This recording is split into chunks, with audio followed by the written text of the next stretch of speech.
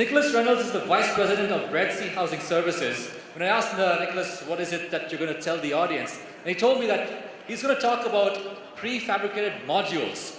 And what's so special about the prefabricated modules? If you remember the welcome address, which I gave at the beginning of the day, we spoke about 3 important points: the need for visual appeal, the need for certification, and the need for building efficiency. It turns out that Red Sea Housing Services, through their prefabricated modules, are able to meet all of those requirements, or all of that criteria. So it's a very interesting thing that we can look forward to, and I'm going to hand over the stage to Nicholas at this point to explain us a little bit more.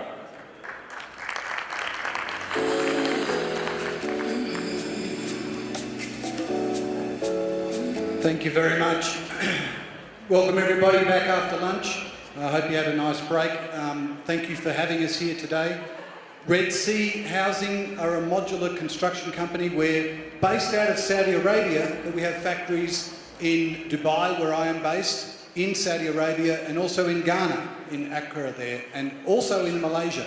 So we have a worldwide spread delivering prefabricated modular buildings.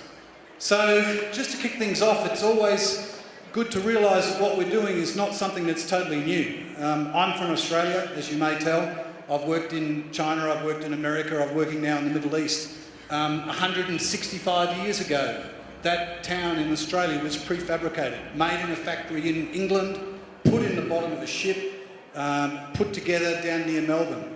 So what we're doing is not new, it's just new materials, new methodologies. So Red Sea Housing is a large public listed company. We've built projects all over the world, but mostly we've been working in the oil and gas market for 35 years. 8,000 man camps, 6,000 man camps, Angola, Algeria, even places like Kazakhstan and Papua New Guinea. And you can see there some of the countries that we've worked in, 65 different countries around the world. So the idea of working with code and compliance is really important to what we do. Everywhere that we go, there's a slightly different variation on the codes, and it's important that our product meets those codes. So modular construction, some may know what that is, but really what we're doing inside the factory, rather than constructing a building, we're manufacturing a building. So it is a steel frame, structural element that can be stacked multi-level. So we're building 12-storey buildings. They have a concrete floor, they have a steel structure, and they are completed inside the factory using traditional building trades. We have plumbers, we have electricians, we have wall board finishes, we put carpets down, we have tilers, we do waterproofing. Everything using standard building materials, standard building processes inside the factory. The module is shipped complete to the site. So it includes curtains, it includes furniture. In hotels, things can be wrapped in boxes and packed. So the idea of logistics, the idea of problems of materials, supply, theft on site, maintaining a construction site, all go away when you can deliver a complete room.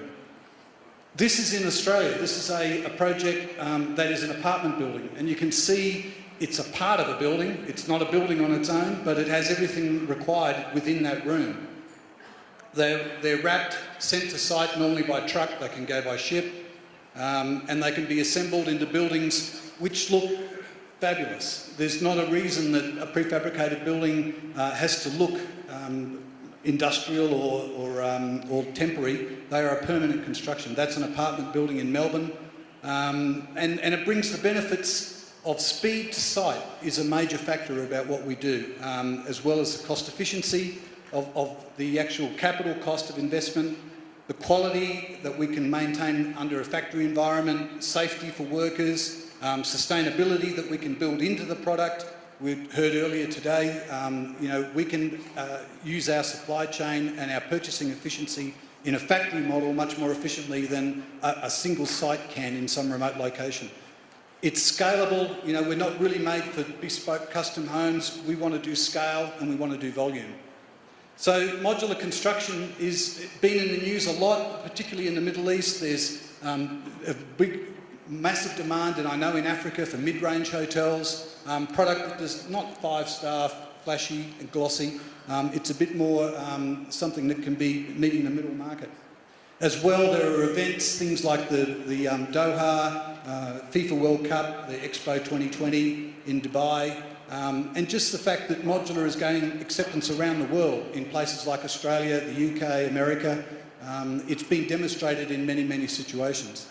So I wanted to just give you a quick flavour of what it is that's been happening in other places. An architect asked me earlier today, what sort of buildings can you build with modular? These are 2 modular apartment buildings in Melbourne. The facades are often installed on site, but beneath the skin of that are a series of steel modules which are connected together. Only about a month ago, the world's tallest modular building was completed, again in Melbourne. It's 44 levels high. It's an apartment building. You can see the last modules being lifted there into position. And that's a feat which America's got to 29 levels in New York. They're doing a 20-something levels building in the UK now. Here in the Middle East and in Africa, there's been virtually 0. Citizen M is a hotel brand that people may be familiar with. It began as a modular hotel brand in Europe. They're now building in America.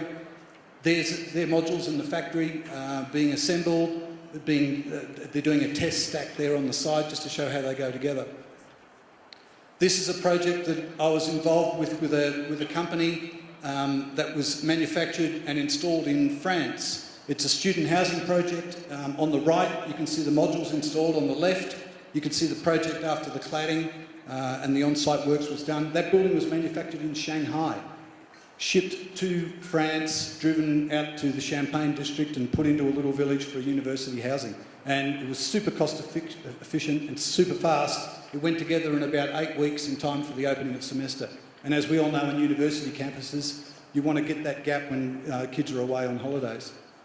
Inside that particular project, you can see on the left, the student module was totally complete. It had little kitchens, bathrooms, all of the furniture was in place and lifted into position by a crane.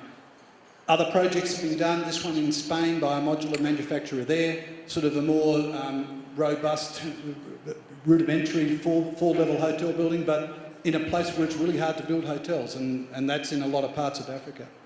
And this project from the same company in China, in a very remote part of the Chinese country, a beautiful part of the world, but they had a hotel they had to build. The hotel was built in Shanghai and shipped to site. Some projects I was working on more recently, before I moved to the Middle East, I was working in Seattle, and we were talking earlier about sustainability and construction methods. Seattle is the home of Boeing aircraft, and they've got the most sophisticated factories I've ever seen building aircraft, and they're still building houses out of wood and 7-storey buildings out of wood. This is a steel frame building that again will be manufactured in China and taken to site. Or another project I was working on in Los Angeles, a market rate apartment building, 8 levels, entirely made of manufactured steel frame modules. Some other projects, this is in Australia, another company doing a remote mining accommodation village. You can see there the imagination of the architect is all that you need to create something that looks pretty good. And going back in time, I like that slide because it's 2010. That was the first high-rise modular student housing project done in Australia. Again, that was manufactured in China and shipped to Canberra, the nation's capital there. So this is in Darwin, a more recent project, 8 levels.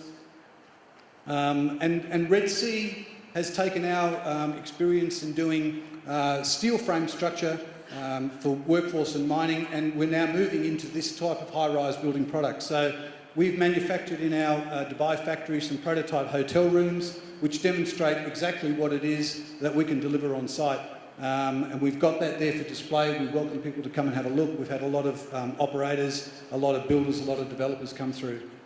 So there's some challenges with modular, there's no doubt about it, but if they're considered, doing design early in the process, working out finance can be a little bit different. Building codes we talked about earlier, they're different in every country, so there needs to be a bit of work put into that. And the head contractor needs to come on board to be able to accommodate the modular side. But there's fabulous opportunities. You can build buildings in much faster timeframes. You can meet market demand much quicker. You don't have to wait 2 or 3 years to get something constructed.